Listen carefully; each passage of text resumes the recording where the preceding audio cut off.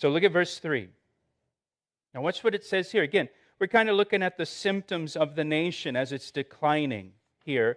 They make a king glad with their wickedness and princes with their lies. The leaders of the nation delighted in the wickedness of people. The leaders of the nation delighted in the wickedness of the people. Again, this was a symptom of the moral bankruptcy of the nation that led to their destruction. They had leaders who were wicked themselves, who delighted in the wickedness of the people. They had leaders that celebrated the wickedness of the people and the lies of the people.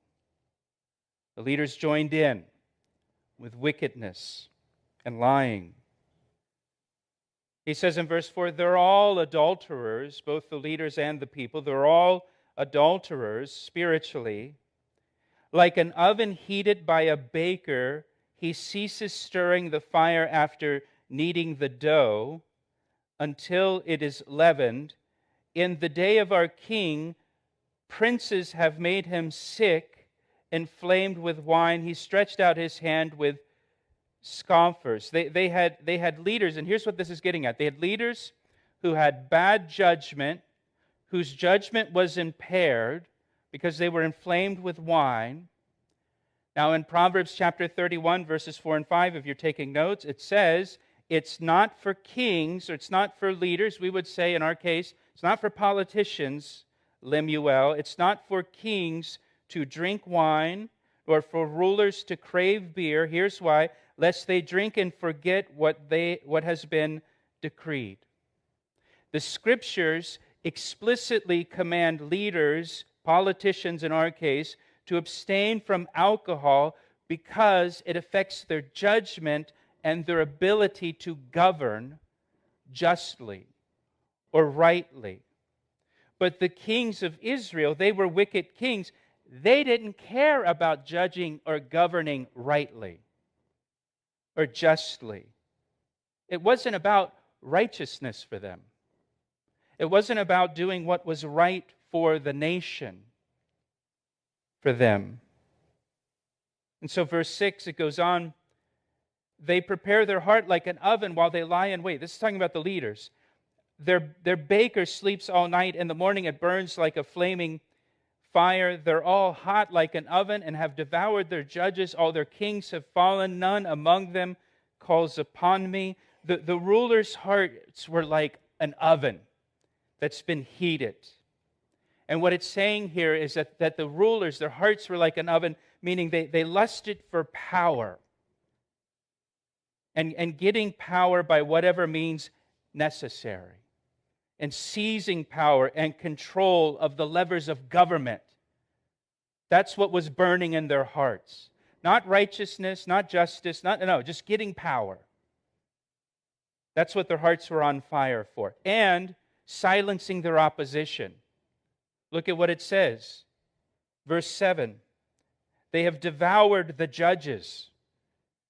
They devoured the judges. They went after the judges that didn't agree with them. They destroyed them. And all the kings have fallen. Several of the final kings of Israel, the northern kingdom, were assassinated in the final years of the nation. Governments are overthrown. Because people are just seizing power. They just want power. Not what's right for the nation, not what's just, not what's best. Their hearts burn for power and control.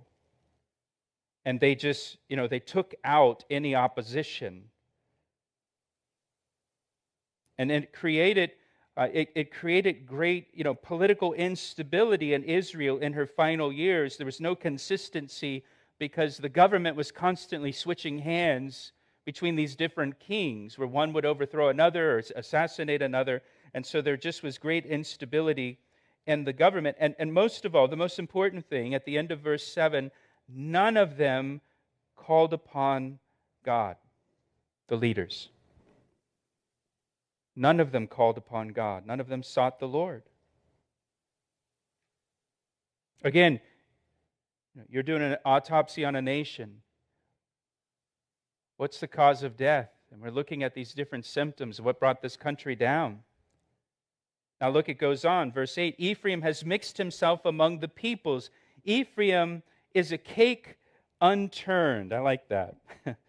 So Ephraim, remember, is another name for Israel. And what it's talking about here in verse 8 is Ephraim, or Israel, mixed with the pagan people in the surrounding nations, and that influenced them.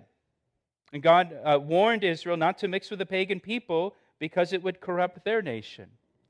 In Exodus chapter 23, verses 32 and 33, the Lord said to Israel, "Do not make a covenant with them or with their gods. Do not let them live in your land, or they will cause you to sin against me, because the worship of their gods will certainly be a snare to you."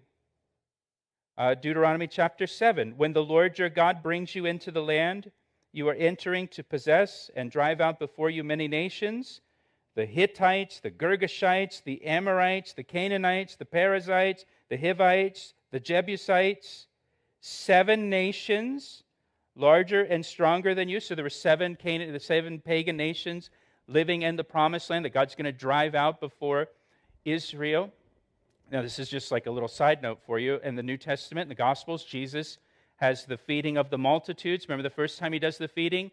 There's 12 small baskets left over, right? Remember that? And then he does a second feeding, and after the second feeding, there's 7 large baskets left over, right? He feeds the multitudes, and there's 12 small baskets. Where he does that feeding, it's on the western side of the Sea of Galilee. It's on the Jewish side of the Sea of Galilee. Jesus is the bread of life for the 12 tribes of Israel. He's the bread of life to the Jews. The second feeding, where there's the 7 large baskets, that's over on the other side of the Sea of Galilee. That's over in the pagan land over there, in the Decapolis, where the pagan Gentiles live. And there's 7 large baskets left over, representing the 7 nations that lived in the land before the Israelites came in. He is the bread of life for the Jews. He's the bread of life for the Gentiles.